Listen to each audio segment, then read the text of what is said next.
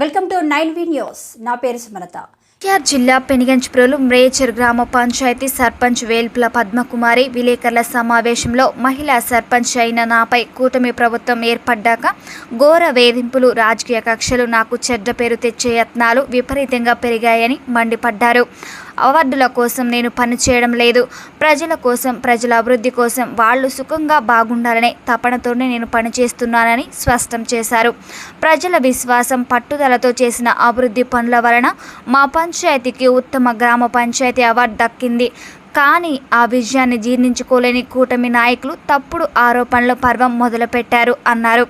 14వ ward సభ్యుడు, TDP నాయకుడు లగడపాటి ప్రవీణ్ ప్రముఖ దినపత్రిక మరియు ఛానల్లో నా వివరణ లేకుండా అసత్య వార్తలు ప్రచురించడం ప్రతీకారానికి మచ్చ అని తీవ్రంగా వ్యాఖ్యానించారు.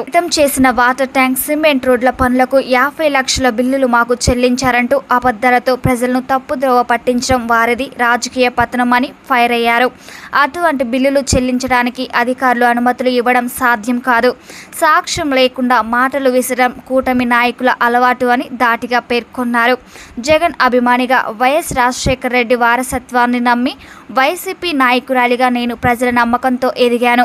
నన్ను, నా కుటుంబాన్ని అణగదొక్కే ప్రయత్నాలు చేస్తే దానికి తగిన సమాధానం ఇస్తామని హెచ్చరించారు.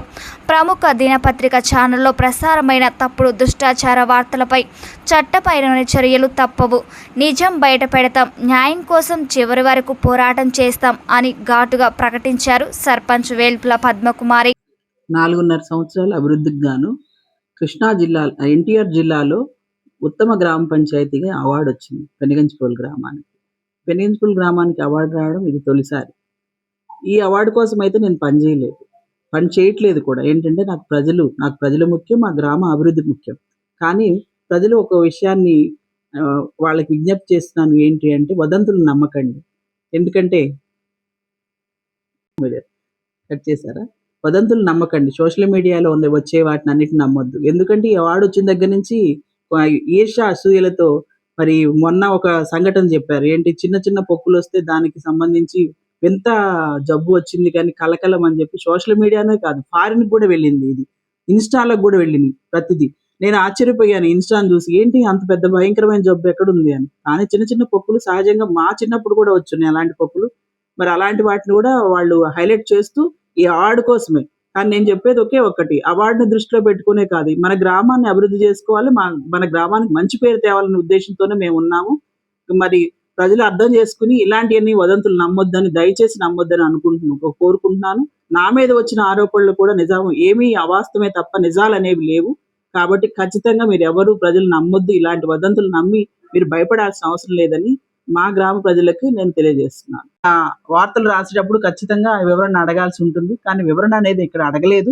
ఒక దళిత ప్రజాప్రతినిధిని నేను నా మీద అనవసరమైన బురద చల్లి అనవసరంగా నన్ను అల్లరి చేస్తూ ప్రజల్లో ఉన్న మంచి పేరును పోగొట్టాలనే ఉద్దేశంతో ఇలాంటి పనులన్నీ చేస్తున్నారు.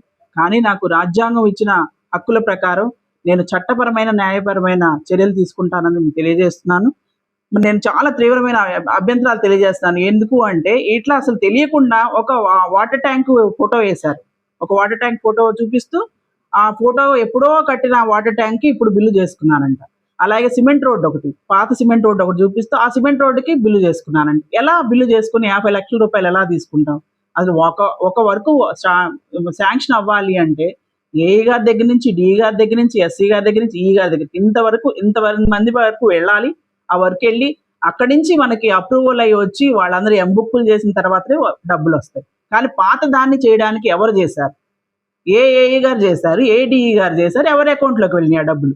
తెలియాల్సిన అవసరం ఉంది. కానీ తెలియకుండానే నేను దళిత మహిళని నా మీద అనేకమైన ఆరోపణలు ఇప్పుడు కూటమి ప్రభుత్వం వచ్చిన దగ్గర నుంచి చేస్తూ ఉన్నాడు అతని అనుచరులు, ప్రవీణ్, అతని అనుచరులు ఎన్నో ఇబ్బందులు పెడుతున్నారు. కానీ నేనేంటంటే ఇక్కడ దళిత సర్పంచ్గా నేను పంచాయతీలో పోటీ చేసి ఇక్కడికి వచ్చింది ఎందుకంటే పవిత్రమైన పుణ్యక్షేత్రం మా పెనిగంచిప్రోలుని మంచి తీర్చిదిద్దాలని, అలాగే పౌర సేవలు కానీ మరి పారిశుధ్యం కానీ చాలా శుభ్రంగా చేయాలనే ఉద్దేశంతోనే నేను ఇక్కడ సర్పంచ్గా పోటీ చేయడం జరిగింది. అలాగే కానీ అవినీతి చేసి డబ్బులు సంపాదించుకోవాలని నేను అనుకోలేదు.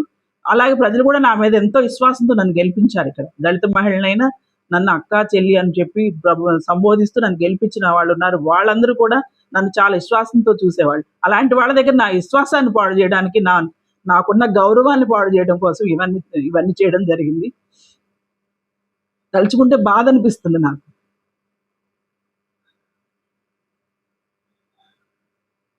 ఇవన్నీ అసత్యమైన ఆరోపణలు.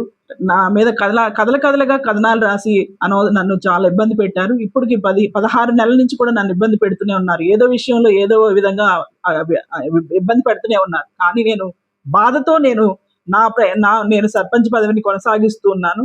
కానీ ఒకే ఒకటి చెప్తున్నాను, తప్పుడు ఆరోపణలు చేయడం మంచిది కాదు ఎవరికైనా. అలాగే ఈ గ్రామాన్ని అభివృద్ధి పదవులుగంచిప్రోలుని పవిత్రమైన పుణ్యక్షేత్రాన్ని అల్లరి చేసుకుని దీన్ని అల్లరి చేసి దీన్ని అందరికి చెడ్డ పేరు తెచ్చే విధంగా, ఈ ఊరికి చెడ్డ పేరు తెచ్చే విధంగా ఇక్కడున్న ప్రజలు ఎంతో మంచివాళ్ళు. వాళ్ళందరూ కూడా మనోభావాలు దెబ్బతీసే విధంగా ఇక్కడ ఉండకూడదని నేను అనుకుంటున్నాను. అలాగే నాకు సహకరించిన వారు చాలా మంది ఉన్నారు. మరి అధికారులే కానీ మరి మిగతా పెద్దలు, గ్రామ పెద్దలు కానీ వీళ్ళందరూ కూడా నాకు సహకరించి ఎంతో చక్కగా నాకు చేదోడు వాదోడుగా ఉన్న వారికి నేను కృతజ్ఞత తెలియజేస్తున్నాను. అలాగే ఇప్పుడు అసలు విషయం ఏంటంటే, ఎన్టీఆర్ జిల్లాలో పెనుగంచిప్రోలు ఉత్తమ గ్రామ పంచాయతీగా అవార్డు ఎంపికైన దగ్గర నుంచి ఇవన్నీ స్టార్ట్ అయింది. ఏంటంటే అసూయ ద్వేషంతో ఒక దళిత మహిళనైన నాకు అవార్డు వచ్చిందంటే భరించలేకపోతున్నారు. భరించలేకనే ఇవన్నీ ఎలిగేషన్స్ అన్ని తీసుకొచ్చి నా మీద అనవసరమైన ఆరోపణలు చేస్తూ ఉన్నారు. మరి ఇలాంటి వ్యక్తుల మీద మరి ప్రజలు ఏమో తీర్పులు ఇస్తారో తెలియదు, కానీ నేనైతే ఊరుకోను. ఎందుకంటే నేను చాలా చాలా బాధపడుతున్నాను. నేను ఒక దళిత మహిళగా ఉండి ఎప్పుడు 2001 నుంచి నేను రాజకీయాల్లో ఉన్నా. ఎప్పుడు నేను ఇలాంటి బాధపడలేదు. తలుచుకుంటేనే బాధ అనిపిస్తుంది. మరి అవార్డు రావడం వల్లనే ఇవన్నీ జరిగినాయేమో అని అనుకుంటున్నాను. అలాగే ఈ మధ్య కాలంలో మరి యాస్పిరేషన్ బ్లాక్ లో భాగంగా ఒక ఆఫీసర్ వచ్చారు. ఎక్కడ సెంట్రల్ గవర్నమెంట్ నుంచి వచ్చారు. ఆ ఆఫీసర్ గారు కూడా గ్రామాన్ని చూసి చాలా బాగుందమ్మా ఈ గ్రామము, చాలా మీరు నేషనల్ అవార్డుకి ఎంపిక అవ్వాల్సిన వాళ్ళు, మీరు ఇక్కడ కాదు, ఈ అవార్డు కాదమ్మా జిల్లా అవార్డు అని చెప్పడం జరిగింది. అది విన్న తర్వాత కూడా ఇంకా అసూయ పెరిగిపోయింది అనమాట. పెరిగిపోయి అనవసరమైన ఆరోపణలు చేస్తూ, అలాగే పారిశుద్ధ్య కార్మికులు డబ్బులు తిన్నారని కూడా రాశారు. కానీ అది తప్పండి. ఎక్కడ ఒక్క రూపాయి కూడా మిస్లియన్స్ అవ్వలేదు. ఎక్కడ కూడా ఒక్క రూపాయి కూడా ఎవరు తీసుకుంది లేదు. చెప్తున్నాను, నేను పదే చెప్పేది ఏంటంటే నా ధ్యేయం ఒకటి, అభివృద్ధి. గ్రామ పంచాయతీని, మన పెనుగంచిప్రోలుని పరిశుభ్రంగా పవిత్రంగా ఉంచాలనే ఉద్దేశంతో నేను ఇక్కడికి వచ్చానే తప్ప డబ్బులు సంపాదించుకునే ఉద్దేశం మాకు ఎవరికి లేదండి. కానీ నేను దళిత మహిళ కాబట్టి ఇవి చేస్తున్నారు. ఇంకా వేరే అయితే ఇలాంటి ఏమి చేయరు. ఆ లగడపాటి ప్రవీణ్ అతని అనుచరులు పదే నా మీద ఇలాంటివన్నీ చేస్తూ ఇంత గొడవ చేశారు. కానీ మేమైతే చట్టపరమైన చర్యలు తీసుకుంటామని తెలియజేస్తున్నాను. పాత్రికేయ సోదరులు కూడా నాకు చాలా అండగా ఉన్నారు. వారికి ఈ సందర్భం కృతజ్ఞతలు తెలియజేస్తూ సెలవు తీసుకుంటాను.